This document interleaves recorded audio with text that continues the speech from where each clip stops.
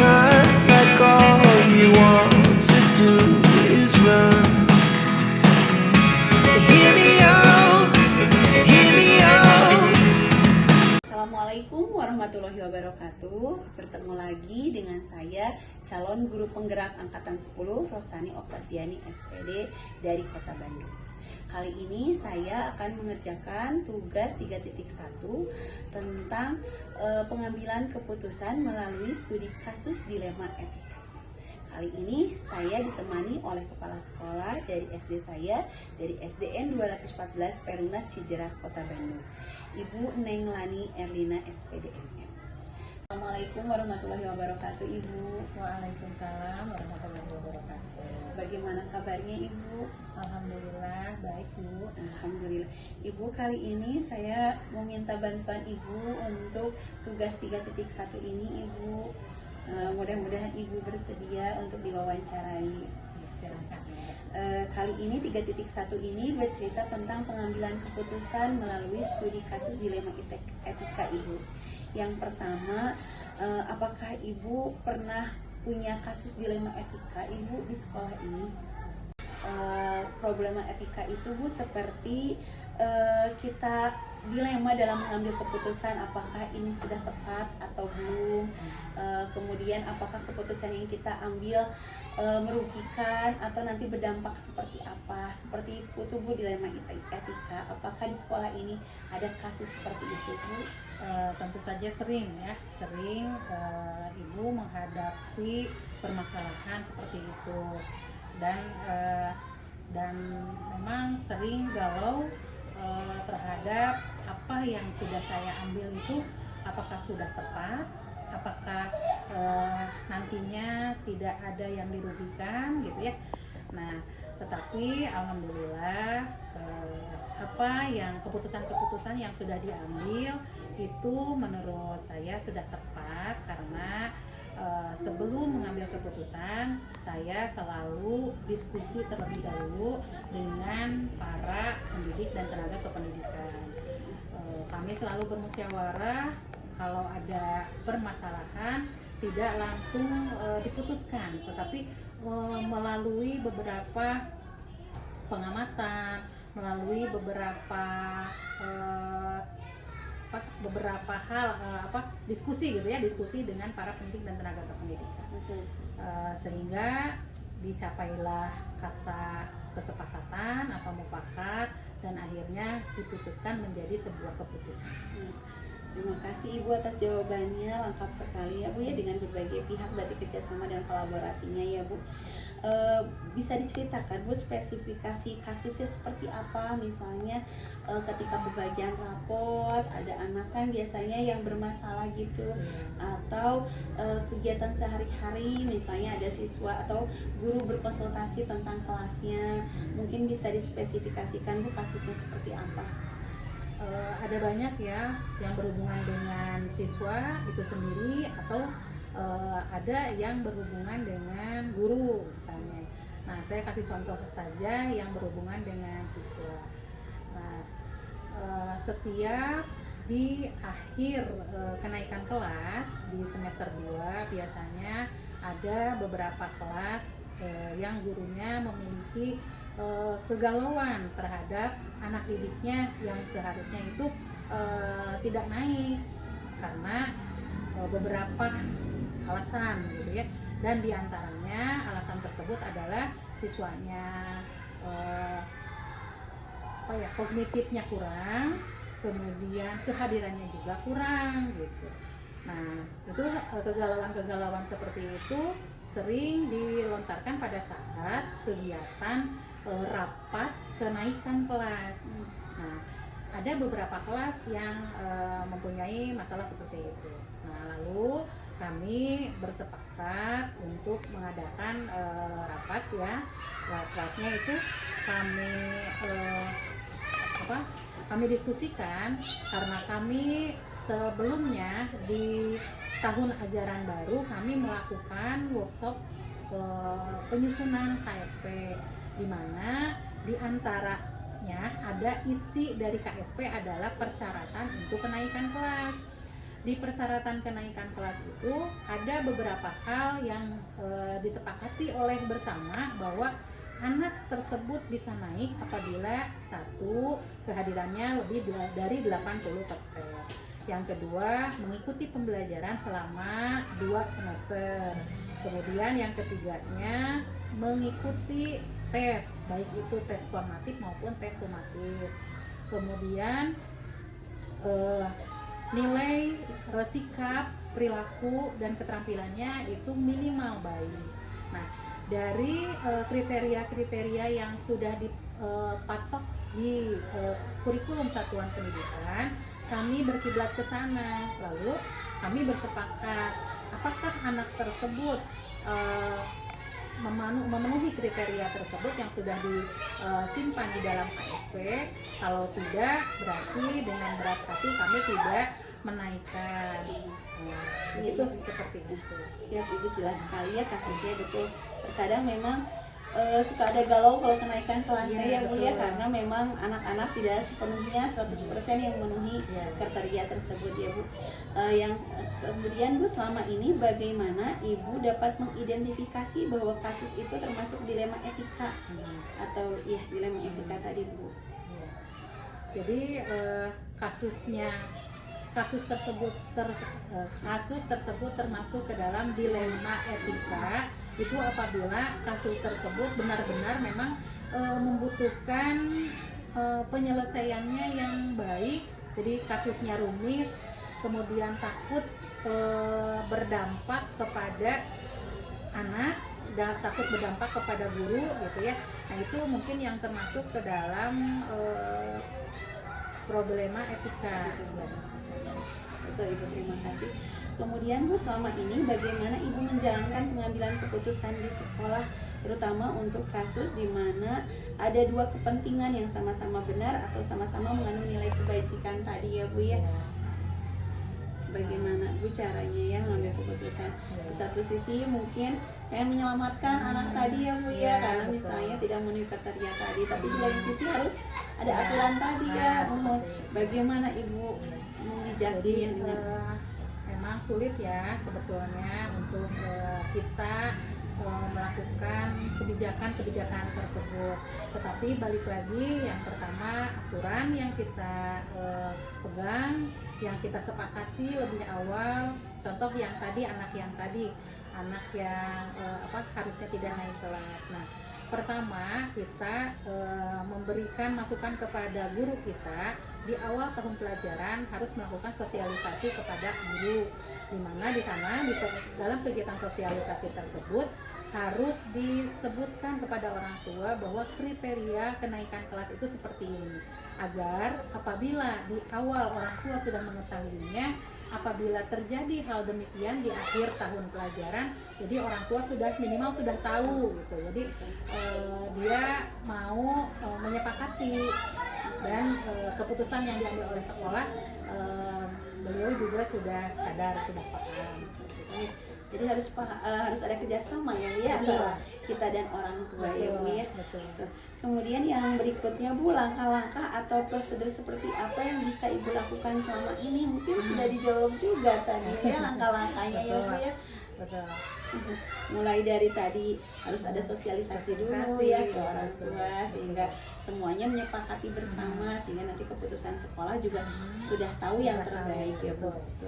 Kemudian yang berikutnya Bu, hal-hal apa saja yang selama ini Ibu anggap efektif dalam pengambilan keputusan pada kasus ini? Hal-hal yang efektif tentu saja yang pertama adanya kolaborasi dulu dengan tenaga pendidik dan tenaga kependidikan, di mana kalau sudah ada kolaborasi, seberat apapun masalah, apabila kita bersama-sama menyelesaikannya, kita mencari solusi bersama-sama, maka akan dengan mudah si permasalahan tersebut dapat diselesaikan. Jadi yang utama, yang pertama adalah salah satu strateginya adanya kolaborasi dan kerjasama dengan warga sekolah, gitu ya. Yang keduanya mungkin kita membuat komunikasi yang baik terhadap siapapun warga sekolah, sehingga apabila ada permasalahan-permasalahan itu dapat dikomunikasikan dengan baik. Jadi cara komunikasinya harus efektif mungkin seperti itu. Luar biasa Ibu, kolaborasi dan komunikasi ya Bu ya, memang harus terus ditanamkan ya agar semua program terlaksana dengan baik. Yang berikutnya Bu, hal-hal apa saja yang selama ini merupakan tantangan dalam pengambilan kasus Ibu yang menjadi tantangannya? Kemudian Bu, pertanyaan selanjutnya, apa-apa saja yang selama ini merupakan tantangan dalam pengambilan keputusan dalam kasus Ibu? Setiap pengambilan keputusan itu adalah tantangan bagi saya karena ya tadi untuk pengambilan keputusan itu harus aman kepada semua pihak. Nah untuk itu saya secara hati-hati menyelesaikan permasalahan dan mengambil keputusan dengan bijak. Nah, jadi untuk tantangan sebetulnya ada, namun alhamdulillah bisa teratasi oleh saya dengan baik. Alhamdulillah Ibu ya, mungkin tantangannya dapat diatasi karena tadi ada kolaborasi dan komunikasi yang baik ya Bu ya. Kemudian pertanyaan selanjutnya Bu, apakah Ibu memiliki sebuah jadwal tertentu untuk menyelesaikan kasus dilema etika ini? Apakah ada langsung menyelesaikannya di tempat atau memiliki sebuah jadwal untuk menyelesaikannya, terus prosedurnya seperti apa? Betul sekali, ada keputusan yang harus diambil mendadak atau dadakan. Jadi keputusannya harus diambil pada hari itu juga, dan ada keputusan yang bisa membutuhkan waktu untuk pengambilan keputusan tersebut. Jadi membutuhkan waktu untuk diskusi dengan guru. Jadi saya ulangi. Jadi pengambilan keputusan itu ada dua.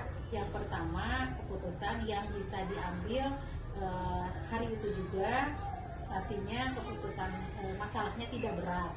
Jadi keputusan hanya bisa diambil oleh saya tanpa ada diskusi dulu dengan guru. Tapi ada permasalahan yang memerlukan diskusi dan kolaborasi dulu dengan para guru dan staf, sehingga membutuhkan waktu yang lama gitu ya. Jadi memerlukan dulu beberapa hari baru keputusan tersebut bisa diputuskan. Seperti itu. Oh ya Bu, jadi ada yang terjadwal dan ada yang tidak ya Bu ya. Kemudian Bu, adakah seseorang atau faktor-faktor apa yang selama ini dapat mempermudah atau membantu Ibu dalam pengambilan keputusan? Alhamdulillah di kami ada beberapa PKS yang ditentukan oleh sekolah, seperti PKS kurikulum itu untuk menyelesaikan masalah tentang kurikulum yang ditetapkan di satuan pendidikan kami. Kemudian ada PKS kesiswaan, di mana orang-orang tersebut adalah untuk membahas, menangani masalah-masalah tentang kesiswaan. Ada PKS kehumasan, itu juga sama untuk mengurus humas. Kemudian ada bendahara tentang keuangan, operator dan sebagainya. Jadi jadi saya di sini bekerja tidak terlalu berat karena selalu dibantu oleh PKS ini. Jadi ada kolaborasi dengan mereka, kerjasama dengan mereka sehingga pengambilan keputusan tidak berat. Alhamdulillah ya Bu ya, luar biasa. Mungkin Ibu jadi sudah terorganisasi semuanya dengan sebaik-baiknya sehingga pekerjaan yang tadinya berat menjadi ringan karena terbentuknya beberapa PKS tadi ya Bu ya. Mungkin itu saja Bu wawancaranya kali ini. Terima kasih atas bantuan dan waktunya. Sama-sama Bu. Iya Ibu, terima kasih. Semoga ini ya menjadi inspirasi juga. Maaf apabila apa yang sudah saya sampaikan kurang berkenan, tidak sempurna seperti yang diharapkan. Alhamdulillah Bu, sudah sangat baik sekali. Terima kasih Ibu, sehat selalu. Wassalamualaikum warahmatullahi wabarakatuh. Waalaikumsalam warahmatullahi wabarakatuh.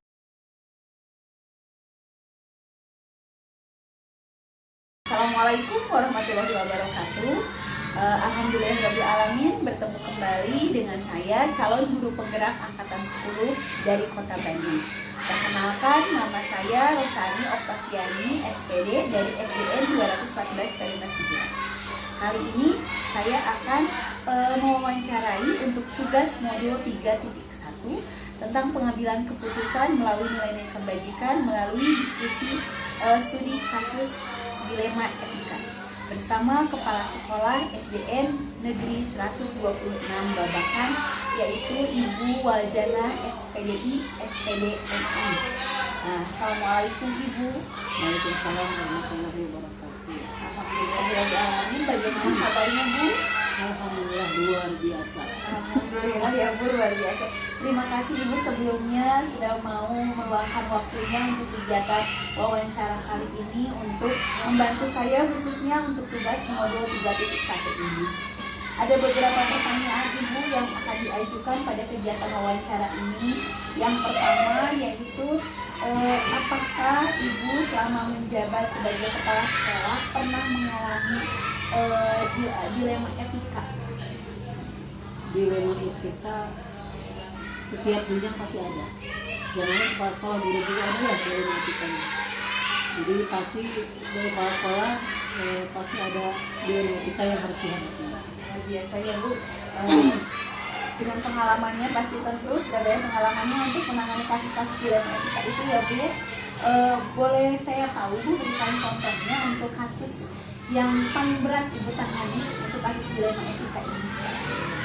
Paling berat itu intinya begini, semua tidak ada yang berat kalau kita tahu dasarnya.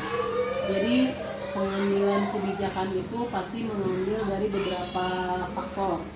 Nah, faktornya itu yang kita lebih mengutamakan mana ya, berat, tapi harus ada jawabannya itu dari sumber kita melanggar itu dari mana. Misalkan kan dari aturan-aturan, dari bisa Biasa betul-betul ya Bu. Pengalamannya berarti Ibu sudah sangat luar biasa. Kalau di sini Bu, kasusnya misalnya warga sekolahnya pas Ibu ada kasus itu apa tidak ada yang memberatkan gitu sehingga bisa diberikan contohnya gitu Bu, dilema etikanya lebih spesifik gitu kasus di sekolah. Coba kalau Ibu dari Bu Rosa sendiri nih, seperti contohnya yang kebanyakan orang. Seperti ini Bu, seperti misalnya ketika pembagian rapor, misalnya ada anak yang tidak atau di bawah KKM, itu kan orang tuanya pengen tetap naik, sedangkan persyaratan naik itu diantaranya ada kehadiran, sudah mengikuti asesmen. Apakah di sekolah Ibu ada yang seperti itu atau ada kasus-kasus lain? Kalau kita fokuskan ke sana aja ya. Kalau dalam pengambilan keputusan lulus ya, kelulusan atau kenaikan, kalau saya biasanya mengambil dari rapat dulu. Jadi ada rapat intern dulu, di mana di situ jangan sampai begini. Sebetulnya kita kan harus mengambil dari sisi yang lain ya. Kalau kenaikan itu sebagai kepala sekolah ya, kalau kenaikan itu biasanya pertimbangannya harus dengan usia. Pertimbangkan apakah dengan tidak naik itu anak aman, dengan usia yang tinggi, misalkan udah masuknya aja udah 9 tahun gitu ya, kelas 1-nya, kelas 2-nya 10 tahun nih, kelas 3 11 udah gede kan. Itu juga harus mulai didiskusikan tentang perkembangan anak, karena kan sekarang tidak bisa ya memilih-milih anak usia berapa. Kalau kemampuan nilai biasanya dengan kemampuan anak itu ikut intelijensinya. Jadi kalau sekarang kan ada fase-fase ya, sebetulnya kalau fase itu sudah tidak mendukung antara naik dan tidak, karena di lapor itu bisa dicantumkan anak naik tapi kemampuan dalam fase ini. Cuman yang jadi masalah kadang dengan istilah tidak naik itu menjadi lalai kepada orang tua. Orang tua asal, apalagi kalau di sini banyak yang orang tuanya bekerja, yang single parent juga banyak, biasanya agak kurang. Hanya di sini penekanannya adalah kita tahu aturannya, kalau ke guru-guru ya, tapi kita sampaikan ini dampak ini loh, kalau tidak naikkan itu akan begini, mungkin tidak. Nanti andaikan dia dinaikkan dengan syarat, guru yang akan menerimanya dia sudah tahu latar belakang anak ini. Jadi jangan sampai si guru begini, nah jadi abinu ketempuhan gitu ya. Nah tidak begitu. Jadi semuanya sudah memang serah terima, berdasarkan analisis awalnya dan memang informasi awal-awalnya. Nah biasanya kalau di sini itu kalau akan ada tindakan seperti itu kita buat kesepakatan. Jadi itu nanti kan keluhan orang tua tuh kenapa sih dia begini? Biasanya nanti ya udah ada trik-trik gitu ya. Kita pakai apa ya? Pokoknya agar orang tua teh takut nih dengan melalaikan anak. Jadi melibatkan kepala sekolah. Jadi kalau tidak naik, kalau tanpa paksa, silakan Bu ke kepala sekolah aja. Nah di situ kesempatan kepala sekolah masuk. Betul ya, Biar enak tuh gurunya. Iya betul ya Bu, betul. Kemudian begini Bu, kalau selama ini bagaimana Ibu dapat mengidentifikasi kasus-kasus yang merupakan itu adalah dilema etika atau bujukan moral? Kalau dilema etika berarti di batin itu sudah betul atau tidak ya? Kalau bujukan moral mungkin ada kayak bujukan untuk melakukan sesuatu gitu Bu. Jadi intinya gini, sebagai kepala sekolah kami ini akan memimpin yang diangkat pertama adalah peraturan. Jadi andaikan peraturan itu memang belum bisa 100%, disitulah akan lahir kebijakan. Kadang peraturan itu tidak bisa mutlak langsung kita berikan kepada seseorang. Kalau kata Ustadz siapa yang dikata itu, jadi hati itu bisa bicara. Sebenarnya hati itu bisa bicara dengan dia. Kalau dengan hati tidak bisa sih gitu ya. Jadi kita tahu aturannya, tapi kita masuk secara apa ya, individu ke dianya gitu. Ini loh, ada kan bisa aja kan kita langsung ini aturannya, tapi kan hati kita masuknya dari mana dulu. Ternyata kombinasi aturan dan kita ya permainan hati juga seperti ibu lah. Ibu ketika anak akan tidak naik, bagaimana perasaan ibu? Kan pakai hati ya, ini gimana, nah, sama seperti itu maksudnya.